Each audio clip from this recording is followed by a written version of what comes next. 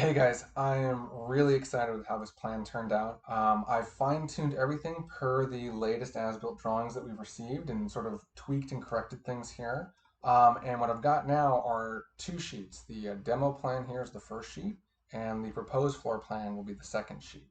Let's go to the demo plan here, and sort of the way to read this is obviously all the orange stuff that's dashed are existing elements that are coming out, but you can also see sort of ghosted in the new stuff going in, just to give you a sort of sense of where things are. Like, where is this new island going relative to the old one, relative to the old wall?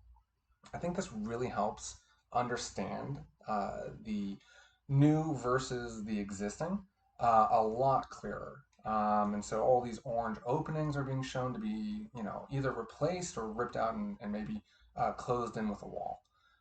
So hopefully this makes sense. Let me know if it doesn't, but let's get to the new plan.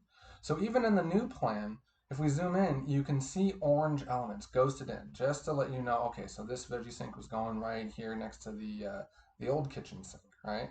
Um, so again, hopefully that reads well. But let's jump right into the tweaked design elements. I think let's start here at the entry. So I've realigned things so that everything is working really, really well for the existing walls. This should be a much lighter structural impact now that we are sort of working with the existing beam layouts, the existing walls, the existing load-bearing walls and such. And it still works out really nicely.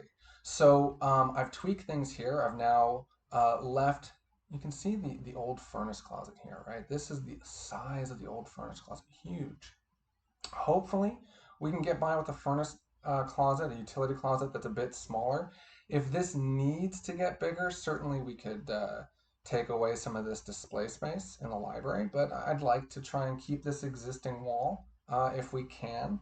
But let's see what the builders say or the mechanical subcontractor says about fitting this existing unit in and all the duct runs that have to work. But hopefully it works. Tweakable. But here, the bathroom works really well. So the door swings this way into a wall-hung toilet. So, that's intentional. It'll block the view of the toilet from the kitchen always. No one's going to be able to use this with the door open. They're going to have to come in, stand at the sink to close the door in order to use that. I think that's just a very clever idea for a bathroom so very adjacent to a kitchen. But I think in this way, it's also going to encourage people to, everyone washes their hands. They have to go to the sink to open the door. So let me know if you like that. We can, of course, tweak things, but it's kind of centered on the wall. I need to clean that bump out. That's an existing bump out, shouldn't be there. The pantry got a little bit smaller, but I still think it works really well. I flipped the fridge to this side. I think if the pocket door is just open, boom, how easy is that to get to this overflow fridge if you can't get it in these 6 foot sub-zeros here.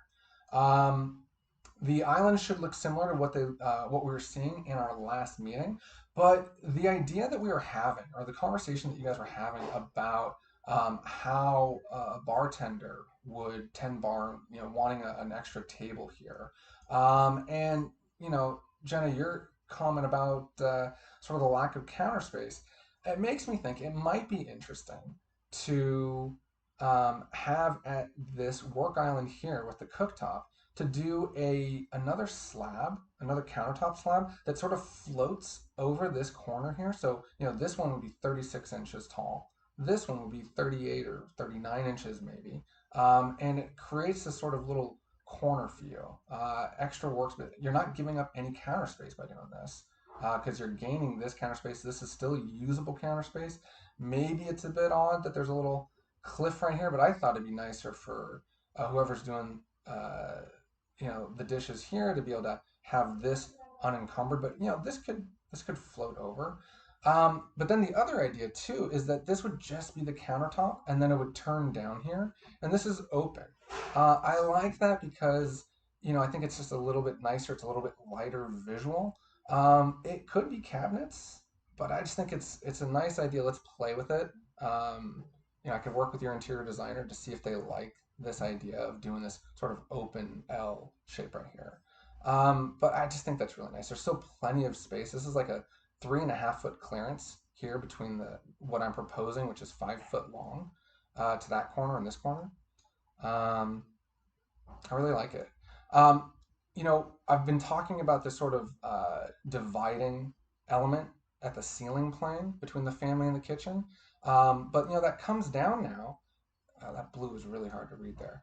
Comes down onto a vertical bar display here. So this would be a 2 foot wide, 2 foot deep floor to ceiling cabinet. We'd have one here, and we could do another one here. Um, for the life of me right now, I can't remember why this isn't the same depth. I think it absolutely should be. We'll just shorten this existing wall some. We're already cutting into this existing wall to make this happen, but I think that could be kind of cool, right? Because again, I imagine this being sort of a 48-inch tall belly up bar. Maybe there's stool here. Maybe people just stand at this. But you could serve your guests drinks here, and you're flanked by your bar displays. Um, One thing I forgot to mention when we are talking about the pantry and the bathroom here was that this wall has now shifted down to better take the loads that I believe are being carried on this line. If we go back to the demo, yeah, I'm trying to respect this line now. So we're trying to keep uh, this existing bearing happening. At the previous design, I was coming out to this line, respecting this, but there's nothing there. I should have been respecting this line. So I've tightened it up a bit, but I still think it works. Other than perhaps uh, the furnace is pretty tight, but maybe we lose the library shelving over here. Anyways, I think that covers it here for the kitchen in this area.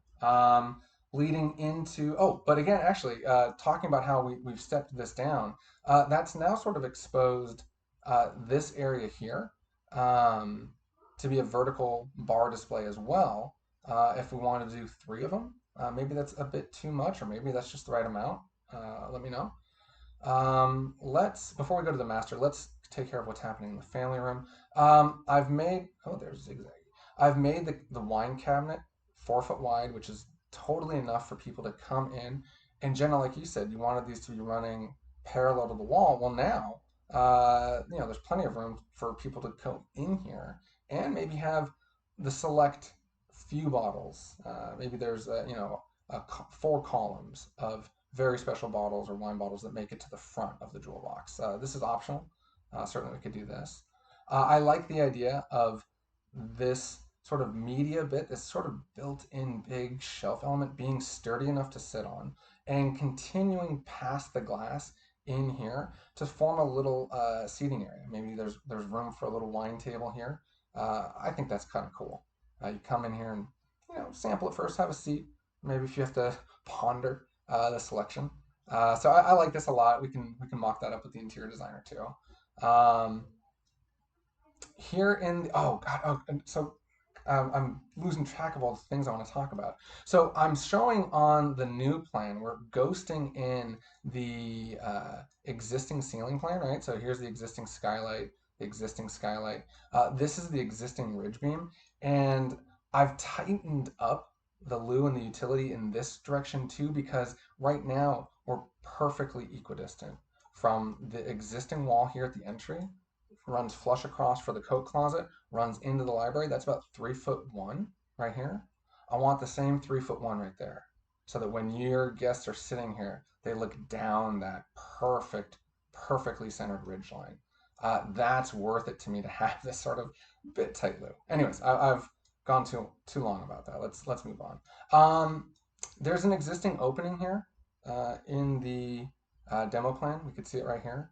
Perhaps we want to try to make that work with the library so that it's a bit faster access for the nursery and the office to make its way this way. And I like the extra circulation. I like this. Of course, if you guys don't like it, we can certainly close it off. Um, and it can have a pocket door. There's plenty of wall length to do pocket doors for this if we wanted that to be something. But I think since the opening's here, let's think about taking advantage of it. No real changes in the office, working better with the existing elements. So the closet's gotten a little bit smaller, which I think is actually nice. Let the office breathe a little bit more. Nice window pattern. You're going to see again and again this motif of three of the same windows being molded together. The two outside ones would be operable casement that kind of crank out. The middle one will be stationary. So you'll see that again and again. Little window over the bath here. I think this is nice. Not touching that bathroom. Two high-silled windows here. Just low enough to meet egress. But it's going to be a nicely lit room. It's a small room. I don't think anything really changed here too much. Yeah, showing the new door swing. I'd rather it swing this way, no big deal. Mirror wall. This all looks pretty much the same, although I'm showing the window scheme. I'm at least pondering for now. The pocket doors happening here and, of course, back here. Now, let's make our way up the master. So I tried the pocket doors over here, too, and I love it. I think it's really great. This same pocket door configuration is what's happening at the gym now happens at the master, and it's centered on this. It's a little bit narrower now because the as-built's been corrected, but still it's perfectly centered. This is such a balanced master oasis. I really love it. I love this look, but with the panels comes a little added wall thickness, and so between this existing wall plane and this existing load-bearing wall plane that I really don't want to move, I get kind of tight in here for a 2 foot 8 inch wide door. Now it works, and it's only a vestibule here. It's only a square of space that you have to step past before you're in the room.